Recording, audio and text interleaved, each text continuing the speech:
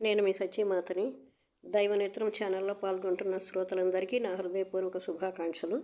ఇప్పుడు రాగవత్మ చంద్రిక, ఇది శ్రీ విశ్వనాథ చక్రవర్తి ఠాకూర్ల వారు రచించారు. దీనిలో ఇప్పుడు ముందు మాట గురించి తెలుసుకుందాం. శ్రీమద్ భక్తి వేదాంత స్వామి మహారాజ్జీ చంద్రికా చకోర వృత్తి అనే పేరుతో వ్యాఖ్యానం చేశారు.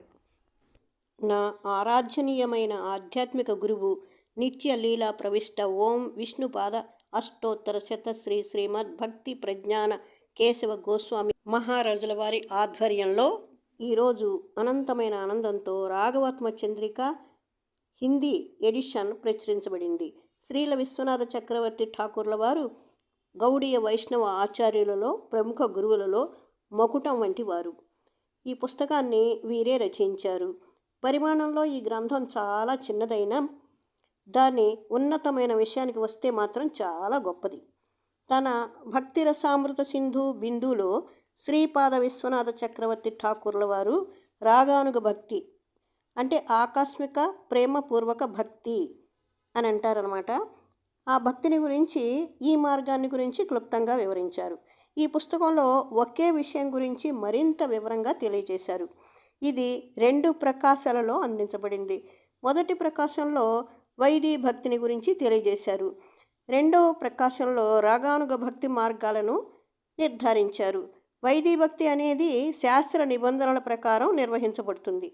రాగానుగ భక్తి ఆధ్యాత్మిక అత్యాశతో ప్రేరణ పొందింది. అటువంటి ఆధ్యాత్మిక అత్యాశ పెరిగినప్పటికీ ఆకస్మిక భక్తి మార్గం అంటే రాగమార్గం ఇప్పటికీ శాస్త్రాలపై ఆధారపడి ఉంది.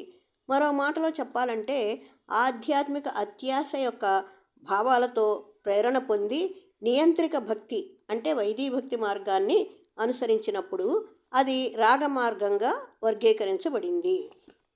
విధి మార్గాన్ని అనుసరించినప్పుడు నియమ నిబంధనల ద్వారా క్రమశిక్షణతో ఉంటే నిజంగా అది విధి మార్గ సేవ అవుతుంది.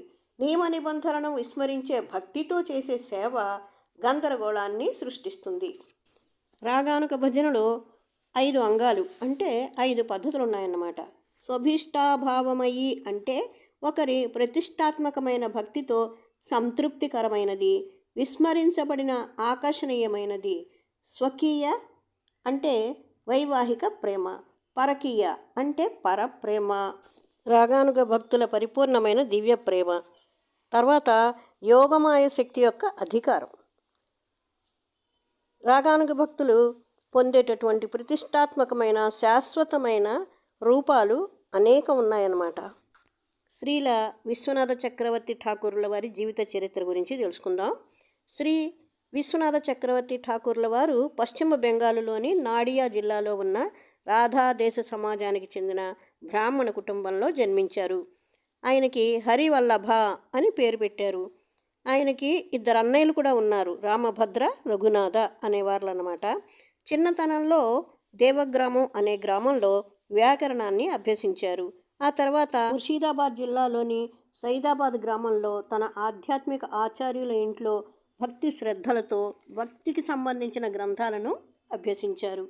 సైదాబాద్లో ఉన్నప్పుడు చదువుకుంటున్నప్పుడే 3 గ్రంథాలను రచించారు. భక్తి రసామృత సింధు బిందు, ఉజ్వల నీలమణి కిరణ, భాగవతామృత కాణ. కొంతకాలం తర్వాత అతను తన గృహ జీవితాన్ని త్యజించి బృందావనానికి వెళ్ళారు. అప్పుడు అక్కడ ఎన్నో పుస్తకాలను, విశ్లేషణాత్మక విమర్శలను రచించారు. శ్రీల చైతన్య మహాప్రభు ఆ సమయంలో బృందావనంలో నివసించేవారు. అంతేకాకుండా వ్రజలో నివాసం ఏర్పరచుకున్న శాశ్వత సహచరులు అదృశ్యమైన తర్వాత వ్రజ ఆచార్యులు 3 మహానుభావుల ప్రభావంతో వ్రజలో అఖండ భక్తి అంటే శుద్ధ భక్తి ప్రవహిస్తోంది. ఆ 3 మహానుభావులు శ్రీనివాస ఆచార్య, నరోత్తమ ఠాకూర, ఇంకా శ్రీ శ్యామానంద ప్రభు. శ్రీ విశ్వనాథ చక్రవర్తి ఠాకూర్ల వారు శ్రీల నరోత్తమదాస ఠాకూర్ల నుండి వచ్చిన శిష్య పరంపరలో 4వ స్థానంలో ఉన్నారు. నరోత్తమదాస ఠాకూర్ల వారు ఒక శిష్యుని పేరు శ్రీల గంగానారాయణ చక్రవర్తి మహాశైలు. ఇతను ముర్షిదాబాద్ జిల్లాలోని బలూచర గంభీరాలో నివసించేవారు. శ్రీ గంగానారాయణ మహాశీల వారికి కుమారులు లేరు. ఒకే ఒక కుమార్తె ఉంది. ఆమె పేరు విష్ణుప్రియ.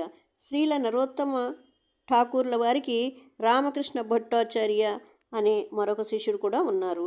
గౌడీయ వైష్ణవ సాంప్రదాయంలో అతిబాడి అంటే అతి గర్విష్టి అని అర్థం అన్నమాట. వైష్ణవ పరంపరలో సర్వం త్యజించిన వ్యక్తి మాత్రమే ఆచార్యుడిగా వ్యవహరించగలడని ప్రతిపాదించారు. గౌడీయ వైష్ణవ తీర్మానాలకు వ్యతిరేకంగా తన స్వంత కల్పిత సిద్ధాంతాన్ని స్థాపించారు. గృహస్థుడు ఆధ్యాత్మిక గురువుగా మారడం సాధ్యం కాదని ఆయన పేర్కొన్నారు. విధి మార్గాన్ని పూర్తిగా మరిచిపోయి రాగమార్గాన్ని నిరాడంబరంగా క్రమశిక్షణ లేని పద్ధతిలో ప్రచారం చేశారు.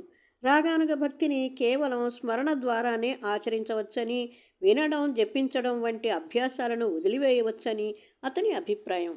అదృష్టవశాత్తు ఆ సమయంలో శ్రీల విశ్వనాథ చక్రవర్తి ఠాకూర్ల వారు అక్కడ ఉన్నారు. శ్రీమద్ భాగవతం 3వ అధ్యాయంలో తన సారార్థదర్శిని వ్యాఖ్యానంలో ఈ తప్పుడు తీర్మానాలను ఖండించారు. నిత్యానంద ప్రభు కుమారుడైన వీరభద్రుని కుటుంబ సభ్యులు అంటే శిష్య పరంపర అద్వైత ఆచార్య పురస్కారాన్ని తిరస్కరించబడిన కుమారుల వారసులు గోస్వామి అనే బిరుదును స్వీకరించారు. శ్రీల విశ్వనాథ చక్రవర్తి ఠాకూర్ల వారు శ్రీల రూపగోస్వామి కవిరాజు యొక్క ఆలోచనను ఖండించారు. ఆచార్య అర్హత కలిగిన ఇంటి వారసుడు ఆధ్యాత్మిక గురువుగా వ్యవహరించడం అననుకూలమైనది కాదని నిరూపించారు. ఏది ఏమైనప్పటికీ శిష్యులు సంపదపై అత్యాశతో ఉన్న ఆచార్య కుటుంబాలకు చెందిన వారు అనర్హులు. గోస్వామి పేరును స్వీకరించడం చట్టవిరుద్ధం, అంతేకాదు శాస్త్ర విరుద్ధం. ఈ విషయాన్ని ఆయన నిరూపించారు కూడా.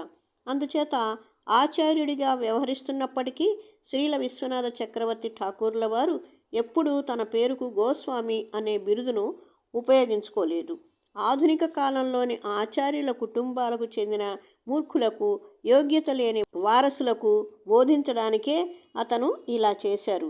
శ్రీల విశ్వనాథ చక్రవర్తి ఠాకూర్ల వారు వృద్ధులైనప్పుడు తన సమయాన్ని చాలా వరకు అసంపూర్ణ చైతన్యంలో అంటే భజనలో అంటే భక్తితో కూడిన ఆరాధనలో పూర్తిగా మునిగిపోయి ఉండేవారు. ఆ సమయంలో జైపూరు రాజ్యంలో భగవంతుని బృందావన లీలలలో స్వకీయవాదానికి అంటే వైవాహిక ప్రేమ సిద్ధాంతానికి మద్దతునిచ్చిన వైష్ణవులకు, గౌడీయ వైష్ణవులకు మధ్య వాగ్వివాదం జరిగింది. ఇంకా మిగిలిన విశ్వనాథ చక్రవర్తి ఠాకూర్ల వారి జీవిత చరిత్ర నెక్స్ట్ ఎపిసోడ్లో తెలుసుకుందాం.